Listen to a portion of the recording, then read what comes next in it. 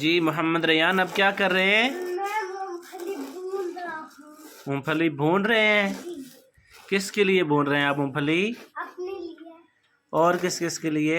चाचू नुमान के लिए, और मम्मा और दादू के लिए, और किसके लिए? पापा के लिए, और फुप्पो के लिए। Very good. आपको भूननी आती है मूंगफली? जी, किसने बताया है कैसे भूनते हैं? मैंने खुद सीख लिया। Very good. आपको मज़े की लगती है मूंगफली? जी, कितनी मज़े की लगती है? 300 रुपए। 300 रुपये मज़े की लगती है? जी, मुझे तो 200 रुपये मज़े की लगती है। मुझे 500। आपको 500 रुपये मज़े की लगती है? नहीं, हाँ, 10,000 रुपए।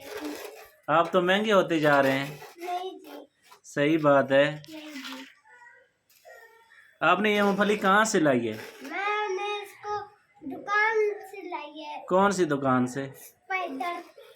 स्पाइडर की दुकान से? तो स्पाइडर मिलते हैं।